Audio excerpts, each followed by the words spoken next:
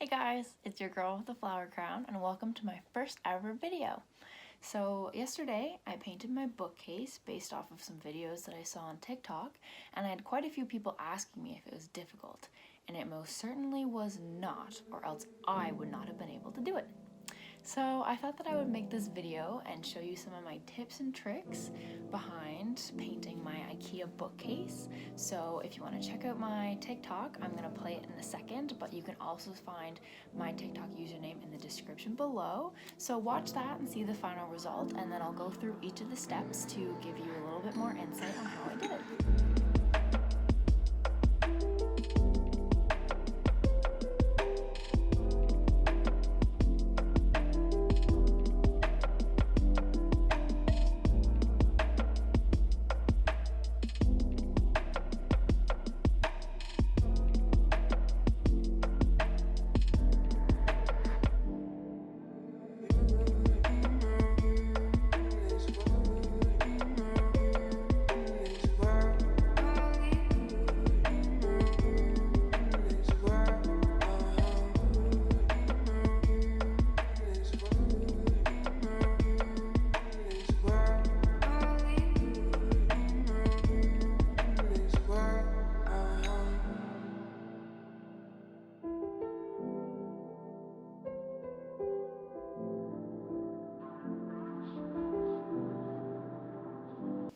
So the first step is obviously to take everything off the bookshelf and remove all of the shelves.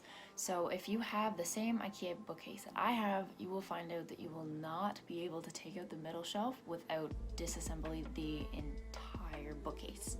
So I kept my middle shelf in because I thought that was easier than taking the whole entire thing apart, because obviously if that shelf stays there, then you're not going to see what's behind it anyway, so it's not necessary for you to paint it. So the second step is sanding your bookcase, and this part is killer. It took me 2 hours to sand the entire thing, so my biggest trick for you is that when you think you've sanded enough, you probably haven't. I went over with rough sandpaper 3 times, making sure that you get the dust off in between so that it actually lets you reach the wood. So you don't want to go so far to the point where you see the original color of that back piece of wood, but sand it enough so that you can tell the difference between the original polish that it had and it feels more like a rougher wood kind of surface. Once you've sanded it all off, you're probably going to want to run over the wood with a damp cloth, because I found that the dust that came off the wood was quite fine and it was difficult to brush off just with a hand brush. So if you take a damp cloth, make sure that everything is wiped off, then there will be no issues when you go to paint it and none of the dust will be stuck inside the paint. So the next step is to go over your bookcase with primer. You do this so that it creates a seal between the bookcase and the paint. The IKEA bookcase wood in the back particularly is quite porous, and so it will absorb a lot of the paint instead of making it stick to the surface, so the primer prevents that problem from happening. Once you let your primer sit overnight, then you're ready for the fun part. So get some painter's tape or masking tape and start just taping lines pretty much everywhere. There's no right or wrong way to do it, and this is why I think people might assume that the way to paint your bookcase this way is quite difficult, because they think that there's a specific way to do it, but there's really not. They're just shapes. They won't look bad. So the reason why you use the tape is that there will be lines that are the same color as your bookcase, and then the spaces is where you're going to paint, so that there will be space between them and it's going to look really cool. So now it's time to paint.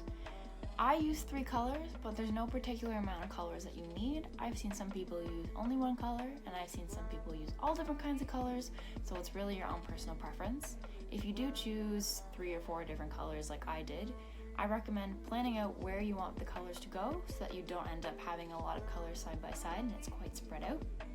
I also recommend doing a couple coats of paint. My gray paint in particular took 3 or 4 coats because it is a lighter color, so you want to make sure that the paint isn't streaky so that it looks like one solid color and it looks really nice. Let all the paint dry, and then you get to take the tape off. This is probably the coolest part of the process because you get to see your final product revealed, and you get a massive ball of tape. Once you're super sure that your paint is dry, you can start putting everything back on your bookshelves. and voila, you have a new and improved bookshelf. If you enjoyed this video, make sure to like and subscribe to my channel. I will definitely be painting a lot more things in my room while we're stuck in quarantine, so I'll see you next time. Bye!